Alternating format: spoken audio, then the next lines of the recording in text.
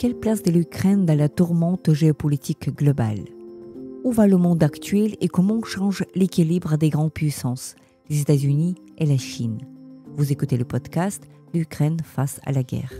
Ce podcast est enregistré en Ukraine et par des Ukrainiens. Dans ce podcast, nous racontons comment l'Ukraine continue à vivre et à résister face à l'agression russe. Nous proposons des analyses, mais aussi des témoignages.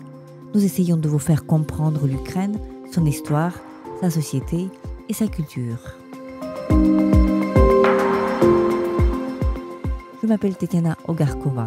Je suis universitaire et journaliste, responsable du département international à l'Ukraine Crisis Media Center.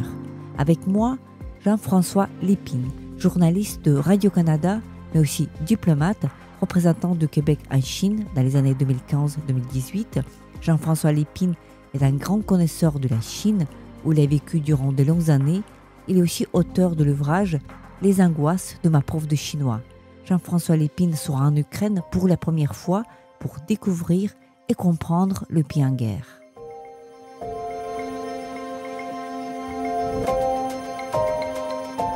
Alors tout d'abord, Jean-François, merci beaucoup d'avoir accepté notre entretien. Vous êtes en Ukraine, vous êtes là depuis plusieurs jours. C'est un coin du globe que vous découvrez d'une manière physique, oui. D'une manière récente. Et ma première question à vous, avant qu'on parle d'autre chose, parce que vous êtes expert en géopolitique, je voudrais vous poser la question, pourquoi vous êtes ici à Kiev aujourd'hui? D'abord, bonjour Titiane, très heureux d'être ici. Pour moi, pour répondre à votre question, je suis... En revenant de Chine, où j'étais diplomate jusqu'en 2021, je ne savais pas, je n'avais pas encore décidé ce que j'allais faire de la suite de ma vie. J'avais déjà 73 ans, j'en ai 76 aujourd'hui. Et tout de suite, le monde a commencé à vraiment se briser de différentes façons. Il y a eu l'invasion de l'Ukraine par la Russie. Il y a eu ensuite les événements liés à l'attaque du Hamas en Israël. Il y a eu toute une série de bouleversements, l'arrivée de Trump au pouvoir et tout ça. Et j'ai été comme happé par les médias canadiens en particulier qui me sollicitaient parce qu'ils se souvenaient de tout mon passé de journaliste et peut-être aussi de l'histoire, parce que ça fait quand même à 76 ans, on a une mémoire énorme quand on est en pleine forme. Et donc, je travaille beaucoup dans les médias comme analyste géopolitique, vous l'avez évoqué, pour les grandes entreprises aussi. Et à un certain moment, je me suis dit, surtout après la publication de ce livre-là, qui a été un grand succès, j'ai décidé d'utiliser les revenus du livre pour, en fait, retourner dans certains endroits de la planète où je n'étais pas allé depuis longtemps. Et dans ce cas-ci de l'Ukraine, où je n'étais jamais allé, parce qu'il y a des limites à analyser la géopolitique mondiale sans y aller. Donc, c'est pour ça que je suis ici, parce que je trouvais ça important de, même si ça comporte un certain danger, même si mes amis qui ont mon âge me disent « Jean-François, viens donc jouer au golf, oublie ces folies », je pensais que c'était très important pour moi de venir un peu partager la vie des Ukrainiens, comprendre dans quelle situation vous vivez. Et c'est extrêmement enrichissant pour le travail que j'aurai à faire aussi en revenant. Je pense même peut-être écrire quelque chose, c'est pas encore décidé, mais c'est important de voir, c'est important de sentir, de rencontrer des gens comme vous d'ailleurs, parce que vous faites un travail énorme d'information auprès de l'étranger sur ce qui se passe ici. Et tous les gens comme vous ici qui réfléchissent, qui collaborent aussi à la défense de leur pays, indirectement ou directement, je suis très honoré, en fait, d'avoir cette expérience. Vous avez raconté dans une de vos interviews que vous étiez passionné encore dans votre enfance par l'exotisme de la Chine. Oui. Et ça explique, donc vous avez parlé de ce livre pour enfants que vous avez lu et qui vous a fait qui vous a fait curieux, en fait. Vous êtes un personnage curieux. Vous dites que le journalisme, c'est quelque chose qu'on est payé pour être curieux. Oui. Vous avez quand même fait tout le courage de vous installer physiquement en Chine. C'était la Chine, pas comme aujourd'hui, c'était la Chine des années 80, 82. Vous vous êtes installé là-bas pour 4 ans. C'était un pays fermé qui venait de s'ouvrir, un pays pauvre, un pays où il n'y avait pas de civilisation là. Et donc, voilà, il y a cette soif de l'exotisme qui est dans votre parcours. Et je peux imaginer, donc c'est une interrogation qui vient tout naturellement, est-ce que en venant ici à la gare de Kiev il y a plus d'une semaine, vous vous dites alors un pays exotique, ou bien au contraire, vous vous dites alors c'est un pays dont voilà, le code visuel, les gens que je rencontre, ils ne sont pas suffisamment exotiques pour moi. C'est vraiment intéressant. La fascination de la Chine, c'est vraiment depuis effectivement l'album de Tintin, le Lotus bleu. J'étais un enfant né de la génération de Tintin. Et j'ai cette espèce d'obsession, de curiosité. Mais ici, c'est très exotique. En fait, quand on s'intéresse à l'autre, l'autre est toujours exotique. Peu importe si il nous ressemble sous certains aspects. C'est sûr que je retrouve dans la société ukrainienne des préoccupations qui ressemblent aux nôtres. Vous savez qu'on a aussi beaucoup d'Ukrainiens chez nous au Canada, donc c'est un monde que l'on connaît, même si on n'est jamais venu. Mais il y a des particularités ici qui sont frappantes. D'abord, l'architecture aussi, la ville. Pour l'instant, nous n'avons connu que Kiev et ses environs, mais l'architecture est très particulière.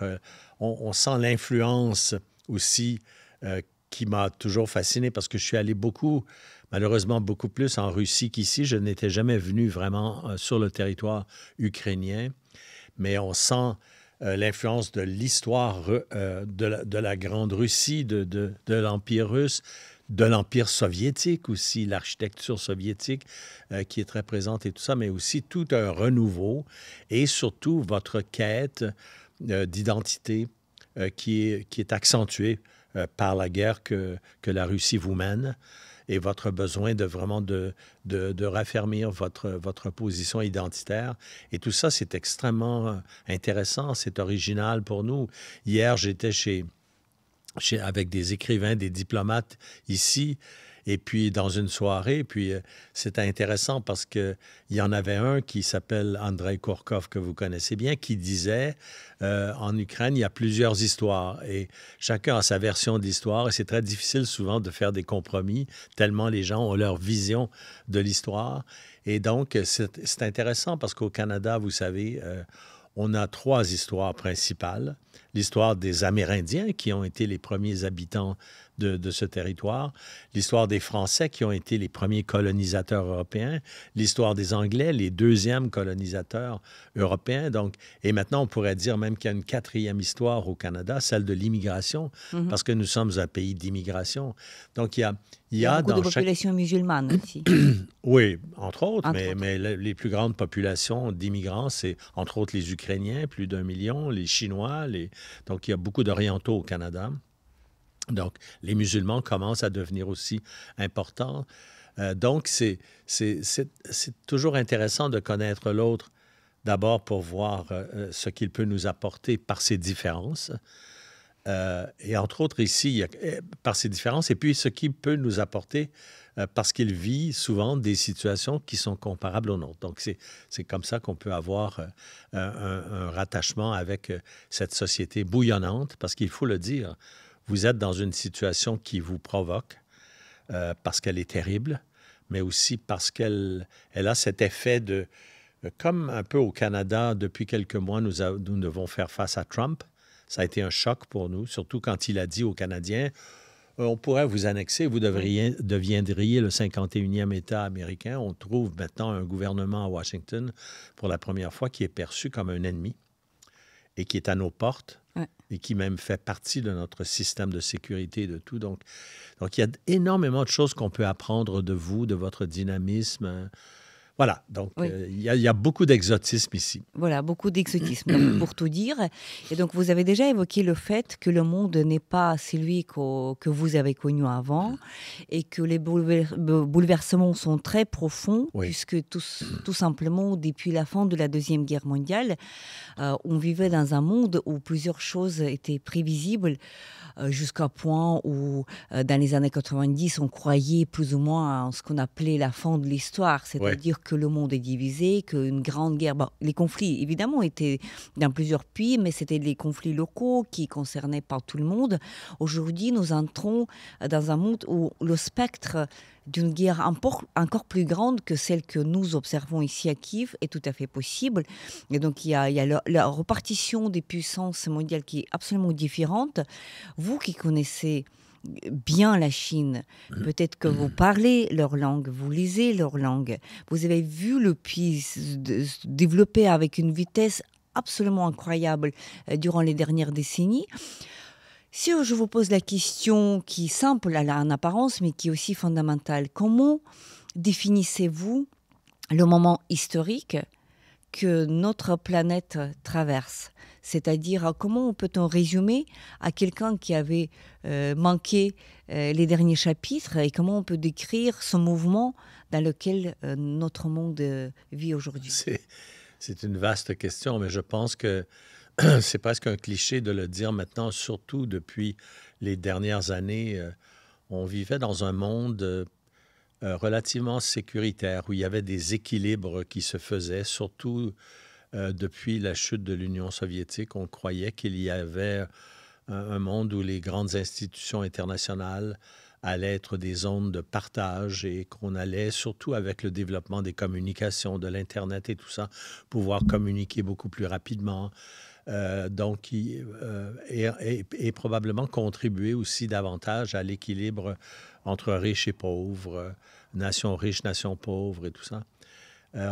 Aujourd'hui, on découvre un peu brutalement d'abord que il y a une émergence de puissances concurrentes à celle de l'Occident traditionnel qui ne respectent pas les mêmes valeurs, les mêmes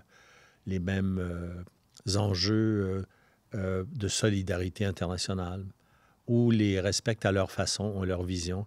Vous parliez de la Chine, parce qu'évidemment, on pourrait parler de la Russie, qui est un peu le voyou que l'on connaît depuis 2014. Nous, on a été lents à réagir, parce que ces comportements voyous, ils existaient déjà en 2014.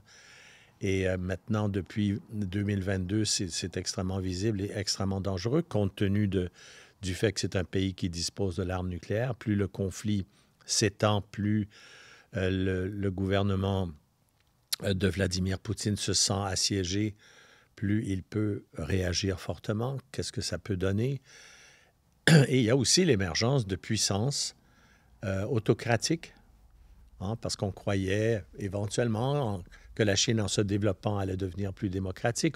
On croyait qu'après la chute de l'Union soviétique, la Russie deviendrait plus démocratique. Et donc, on a cette espèce de... Et même les États-Unis, aujourd'hui, nous inquiètent sur le plan de la démocratie. Donc, il y a cette espèce de bouleversement des valeurs où on se dit, mais nous pensions avoir des valeurs universelles qui étaient issues du choc de la Deuxième Guerre mondiale et de ce « plus jamais », hein, qu'on s'était tous dit, mais c'était peut-être les Occidentaux surtout, et même peut-être surtout les Européens. Et on a perdu la garde, on a perdu cette espèce de vigilance. Et puis, moi, je dis tout le temps que la pandémie a été un révélateur pour nous. D'abord, La COVID-19, la pandémie de la COVID-19. Pourquoi? Parce que d'abord, la Chine, elle nous a montré un comportement extrêmement surprenant. Au lieu de la Chine, d'où venait le virus, oui. Au lieu de nous dire qu'est-ce que c'était que ce virus, comment il était apparu, comment on l'avait d'abord traité, comment on avait trouvé les symptômes, la Chine a dû être forcée pour nous révéler au moins comment on traitait le virus. mais elle n'a jamais jusqu'à aujourd'hui révélé d'où venait le virus. Elle a refusé de coopérer pour nous dire, tellement qu'aujourd'hui, l'Organisation mondiale de la santé essaie d'écrire un accord qui a été entériné, mais qui est beaucoup plus faible que prévu, pour que la prochaine fois, on ait un comportement solidaire sur le plan international. Il y a une pandémie, vous allez tous et toutes en être atteints. Voici ce que nous avons fait, voici d'où ça vient de chez nous, et etc. Au lieu de dire ça vient d'ailleurs et de refuser de nous. Et puis l'autre comportement qui a été, à mon avis, et qui nous condamne, nous, les pays riches occidentaux, qu'est-ce qu'on a fait au moment de la pandémie? On s'est dépêché, on a très rapidement investi pour trouver des vaccins. On a utilisé nos vaccins en masse, on a limité les dégâts chez nous, et puis on n'a jamais offert nos vaccins aux plus pauvres, au sud global, à d'autres. Donc, chacun pour soi, encore une fois, dans cette... Et pour moi, c'est vraiment ce moment-là, le début des années 2020, a montré une fracture qui s'amplifie depuis ce temps-là. Et la Chine, c'est le symptôme de ça. La Chine était une puissance qui avait, à mon avis, réussi quelque chose d'extraordinaire. En l'espace de 40 ans, les Chinois avaient sorti 800 millions de personnes de la pauvreté. C'était un pays qui avait la plus grande classe moyenne au monde. En Chine, autant qu'en Amérique, un enfant peut rêver de l'avenir et rêver de réaliser ses projets, comme un enfant occidental peut le faire. Il y a une vie avec une sécurité matérielle importante et tout ça. Malheureusement, depuis quelques années, pour des raisons qu'on pourrait expliquer, la Chine est devenue plus agressive, s'est sentie plus ostracisée par l'Occident, qu'elle identifie comme une puissance qui veut empêcher la Chine de grandir. Et la Chine est devenue un pays extrêmement militarisé, qui a une croissance de ses dépenses militaires foudroyante, qui développe ses armes nucléaires sans contrôle, sans avoir signé de traité pour en limiter l'ampleur et tout ça, qui aide la Russie dans son agression contre l'Ukraine, alors que la Chine était une grande amie de l'Ukraine pendant 30 ans. L'Ukraine a beaucoup aidé la Chine à se développer dans les années 90, entre autres, quand l'Ukraine est devenue indépendante. Bref, il y a une montée donc de cet autre pouvoir, le pouvoir numéro 3, disons, si on prend l'Amérique, la Russie, la Chine, l'Europe, pouvoir numéro 4 peut-être, parce que l'Europe va devenir probablement de plus en plus laissée à elle-même, mais elle est capable, à mon avis, de... Donc, il y a cette espèce de multipolarité dont on ne connaît pas l'avenir, mais qui rend le monde plus incertain. On regarde les choses aller, on se dit, et on voit, et c'est tous les jours, moi, ça me frappe, le secrétaire général des Nations unies qui dit « Ah, attendez, sur le plan de l'environnement, c'est la catastrophe. Sur le plan des guerres, c'est la catastrophe. Sur le plan... » Et personne n'écoute les Nations unies. Les Nations unies n'ont plus de pouvoir moral. Oui, on peut même parler de l'effondrement en fait, de l'architecture en fait, puisque vous avez évoqué ce mot de la solidarité qui est en question, qui remet en question chacun pour soi. Et dans ce chacun pour soi, il est quand même temps aux alliances. Et vous avez déjà évoqué quelques-unes. Donc il y a par exemple dans cette guerre que la Russie mène contre l'Ukraine depuis 2014, il y a quand même une alliance, un partenariat de l'Ukraine avec l'Europe. C'était une alliance, un partenariat avec les États-Unis, de plus en plus remis en question, avec Canada évidemment. Mais il y a de l'autre côté tout aussi d'autres alliances. On voit dans ce que fait la Russie en fait un soutien très important de l'Iran.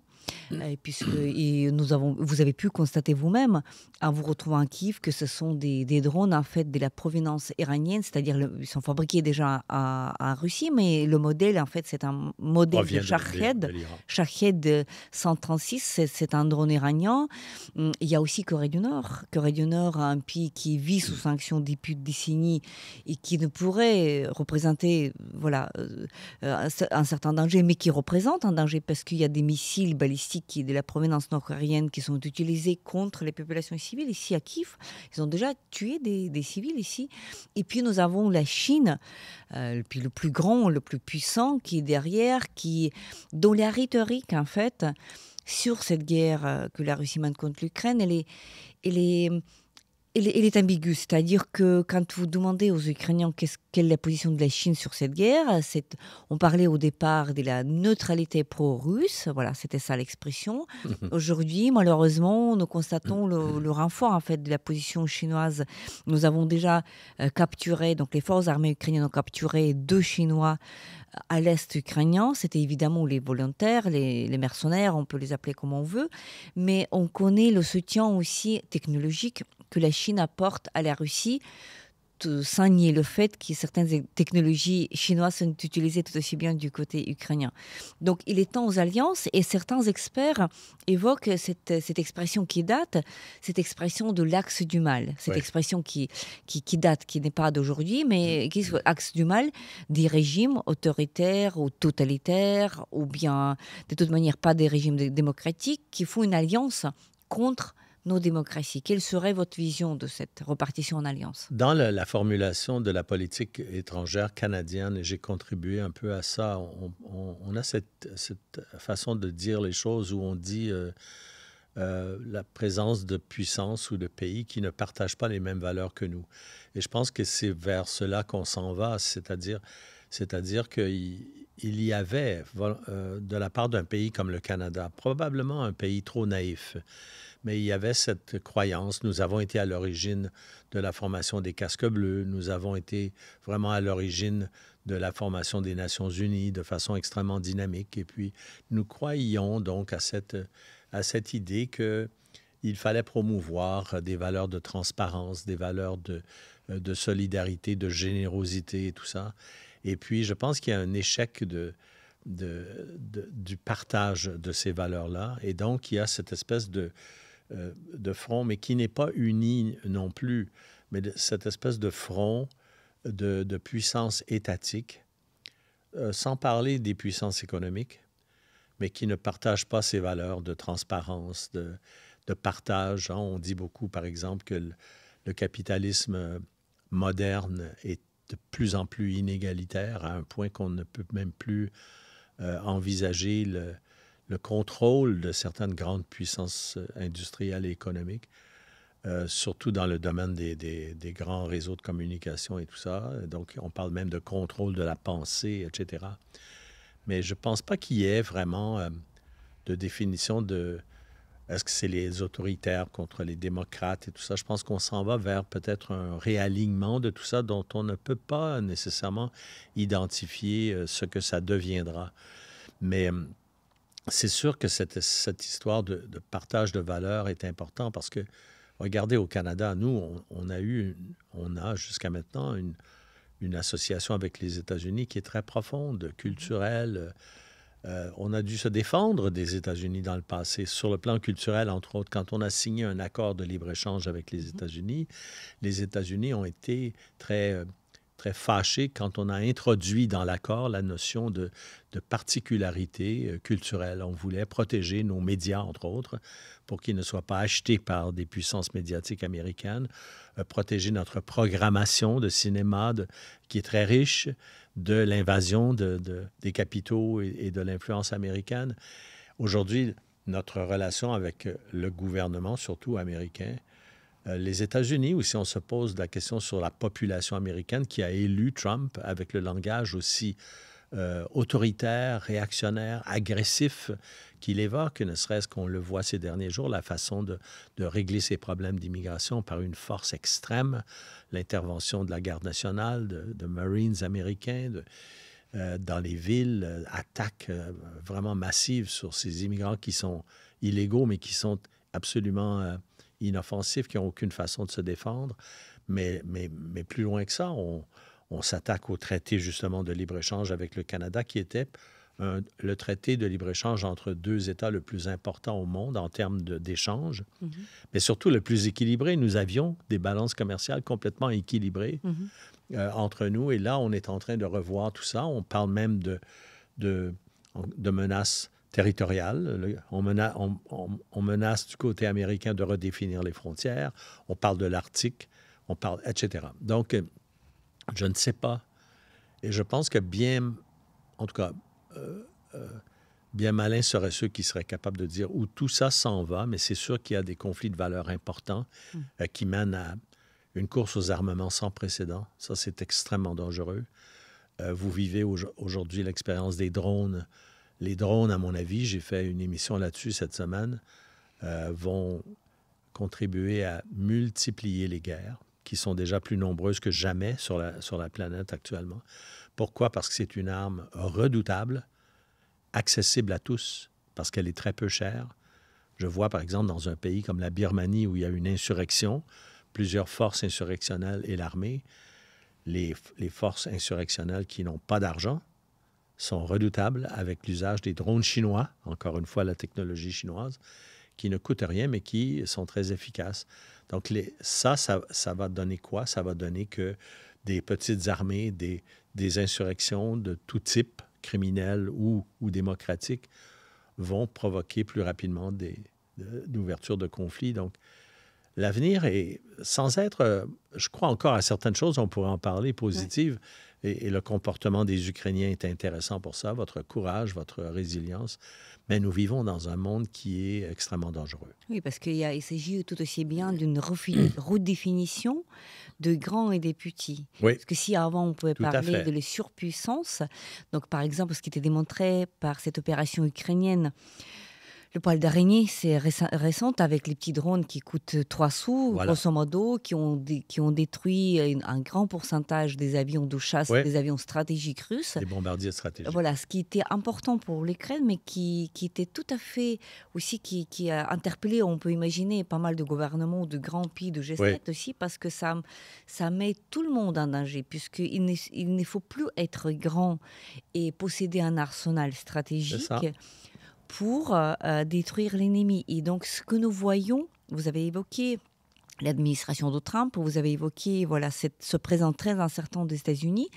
Nous voyons que les États-Unis qu'on nommait pendant les décennies le leader du monde libre, tout simplement parce qu'il y avait ce fondement des valeurs communes qui était indiscutable, qu'aujourd'hui, on revient à un débat qui était, on croyait, longtemps terminé. C'est-à-dire qu'on parlait des valeurs de démocratie et on voit aujourd'hui que les États-Unis sont de moins en moins le leader du monde libre et ceux qui voudraient défendre c'est ce qu'on appelle le monde libre.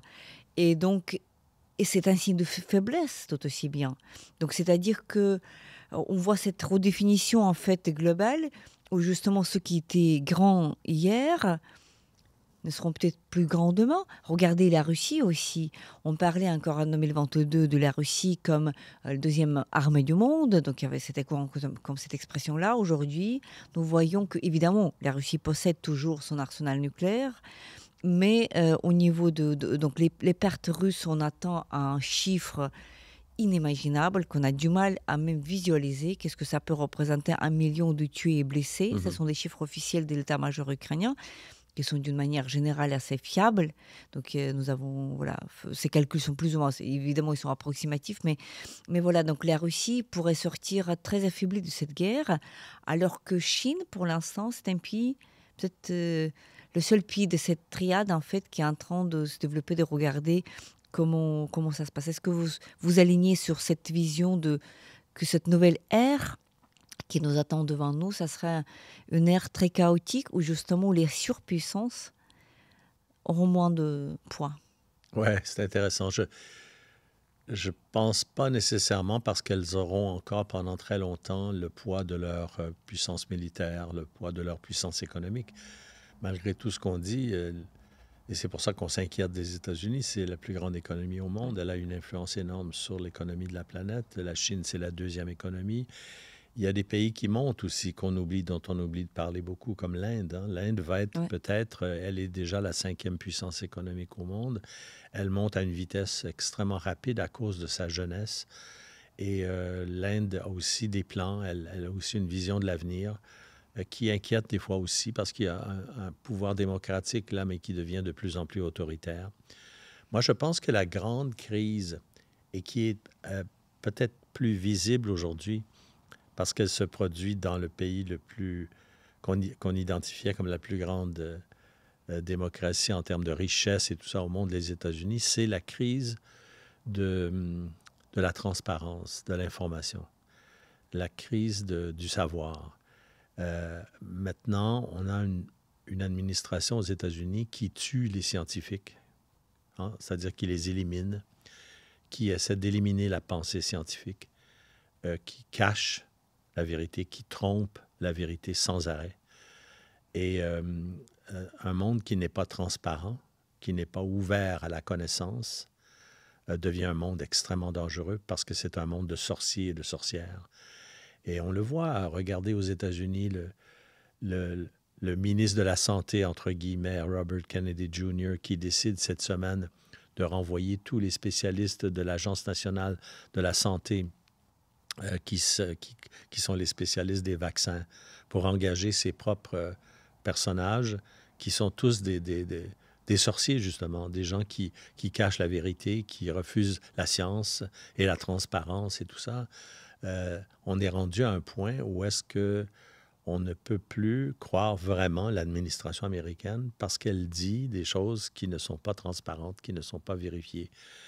Et c'était le propre de l'Union soviétique, c'était le propre des communistes, c'était le propre de la Chine jusqu'à aujourd'hui. Mais quand on voit les États-Unis embarqués dans tout ça, moi, je croyais vraiment beaucoup à la propagation de la science, j'allais dire de la vérité, j'aime pas ce mot-là, mais moi, je parle de la transparence, c'est-à-dire connaître, savoir vraiment ce qui se passe. Je croyais beaucoup dans le développement des communications, des technologies, des communications pour un grand savant canadien. Marshall McLuhan avait dit créer le village global. Moi, je croyais à ça. J'étais de ceux qui disaient quand il y aura un village global, on saura que les Indiens souffrent de tels problèmes ou il y a une guerre qui éclate, on la connaît immédiatement, on peut intervenir tout de suite. Quand Poutine a envahi l'Ukraine, j'ai écrit une lettre dans les journaux au Canada où j'ai dit il y a un bully, comme on dit en anglais, dans la cour de l'école, il faut arrêter tout de suite. Et je disais, il faut intervenir massivement maintenant pour arrêter que ça se développe. Donner une leçon instantanée. On ne veut pas ça dans notre monde. Ben, on a tardé à le faire. On a mis des lignes rouges, encore une fois, du côté américain qu'on n'a pas respectées. Et Poutine a continué son agression. Aujourd'hui, on ne sait pas comment tout cela va se terminer. Et je pense que c'est un peu ma grande déception, c'est que au lieu de s'en aller vers un monde de lumière, de transparence, on s'en va vers un monde d'obscurantisme, où chacun a son scénario, ses vérités. Et il faut, pour vraiment voir ça de façon encore plus évidente, il faut voir dans quelle situation se trouve aujourd'hui le monde des scientifiques américains. Le pays qui a donné lieu au plus grand nombre de prix Nobel scientifiques au monde est devenu un pays obscurantiste, où on interdit à ces savants de participer à des congrès scientifiques internationaux. On interdit à ces savants de partager de l'information sur la santé aux États-Unis, par exemple. Alors, on est à un niveau de non-partage et de vérité masquée qui est très inquiétant, malgré les développements des échanges possibles par les nouveaux médias de communication. Donc voilà, ce projet de rationalité, même la rationalité en elle-même est remise en question. Vous avez évoqué cette expression de lumière, c'est-à-dire comme si l'époque de lumière, c'est-à-dire que tout le monde avait cette croyance dans le...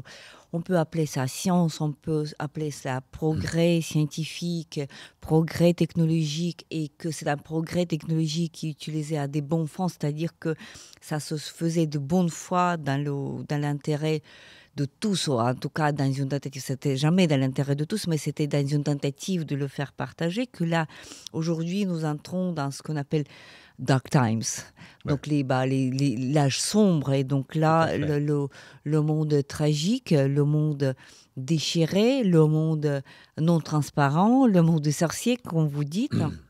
Et donc là, la Chine, ce qui est absolument fascinant dans votre livre, c'est que vous parlez beaucoup de la Chine et vous vous arrivez à parler de sa grandeur, de grandeur de ce peuple que vous avez vu évoluer justement vers le sens de la vie meilleure, de Et de la la lumière. richesse, la lumière pendant les décennies, mais vous restez à la fois très lucide par rapport à la terreur qui Mm. accompagne cette grandeur. Voilà, ça rime même encore une fois.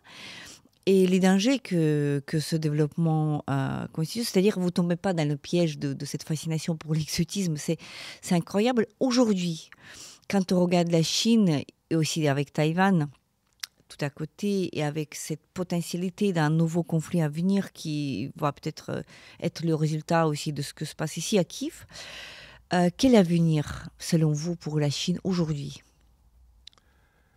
Pour la Chine.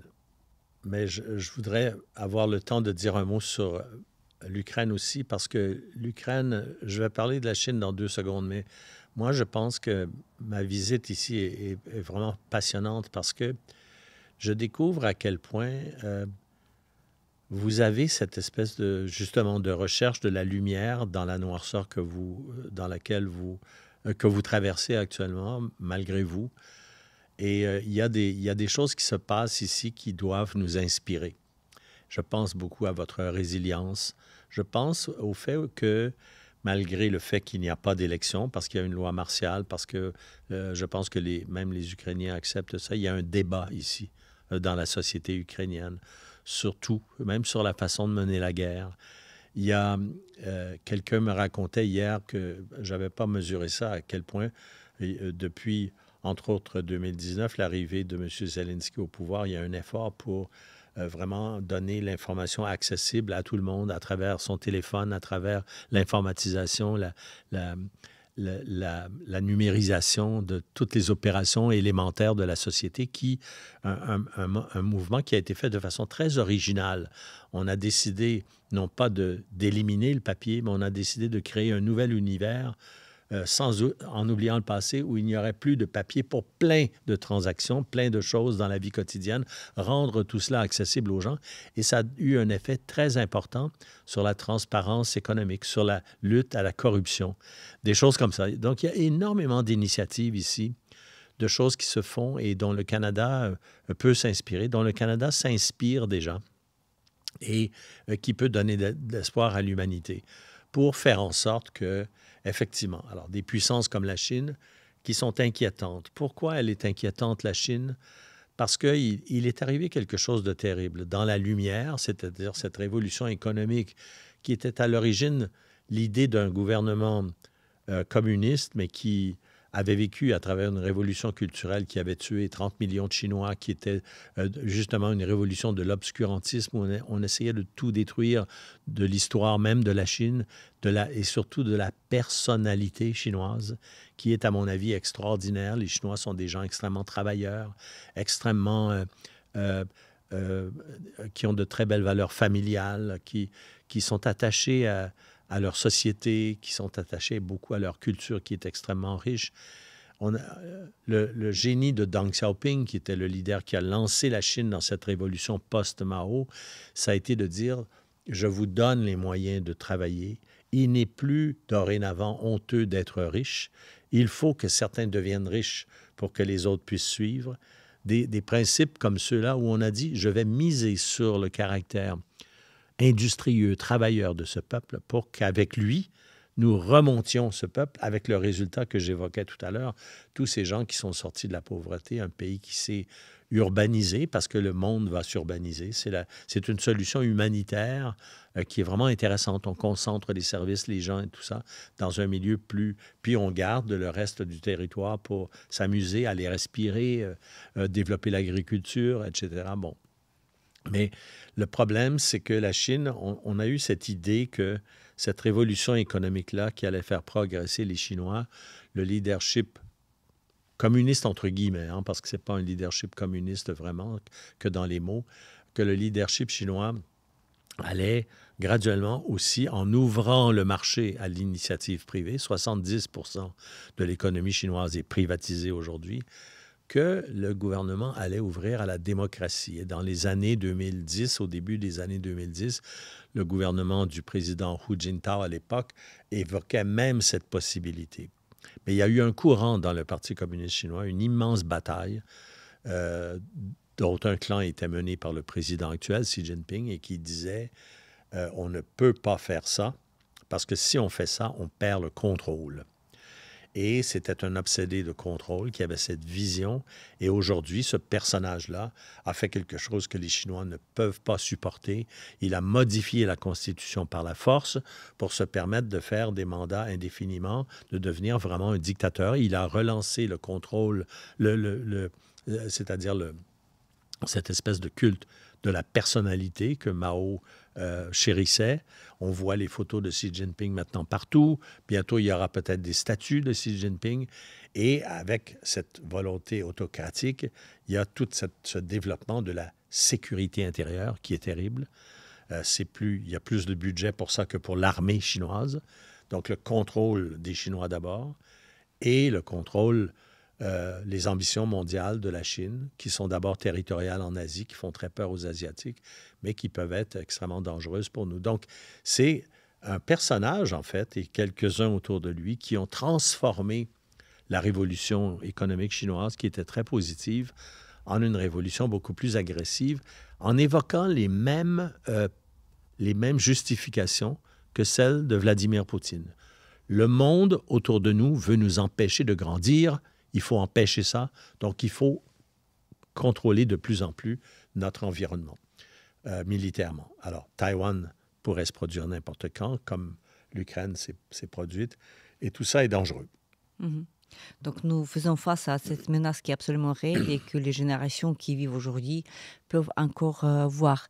Merci beaucoup, Jean-François, pour vos analyses et surtout pour votre soutien à l'Ukraine, que vous faites la démonstration en venant ici, en passant avec nous ces quelques jours à Kiev, ce qui est absolument précieux, ce qui évidemment facilitera à rendre visible et clair aux Canadiens, en fait, dès votre retour, votre visite, et ce que vous avez vu, pourquoi, en fait, ce combat, cette résistance que l'Ukraine mène contre la Russie, le pays agresseur, est importante. Mais en même temps, il faut pas laisser les gens qui nous voient, qui nous écoutent, sur une note entièrement négative. Je reviens sur ce que je disais. Je vois ici en Ukraine beaucoup d'espoir. Pourquoi? Cette capacité de résilience, de réinvention de nos façons de faire pour contrer une menace terrible qui est extrêmement créative, dont on doit tirer les leçons, les Européens en particulier, qui sont voisins de la Russie, de ce pouvoir autocratique. Et je pense que le monde entier devrait voir davantage ce qui se passe ici. C'est très inspirant pour nous. Et je voudrais vous remercier de ça, de votre courage, parce qu'il nous inspire. On doit le connaître davantage. Et parce qu'il faut qu'il y ait de l'espoir. Sinon, qu'est-ce que vont faire nos enfants?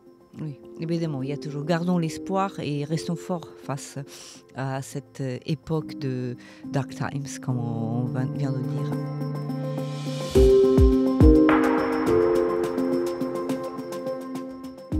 C'était le podcast L'Ukraine face à la guerre. N'hésitez pas de partager cette émission. Nous n'allons pas tarder à enregistrer et diffuser d'autres épisodes. Je m'appelle Tetiana Ogarkova. J'étais accompagnée par Jean-François Lépine, journaliste de Radio-Canada, diplomate, représentant du Québec en Chine et l'auteur de l'ouvrage « Les angoisses de ma prof de chinois ». Restez avec nous et soutenez l'Ukraine.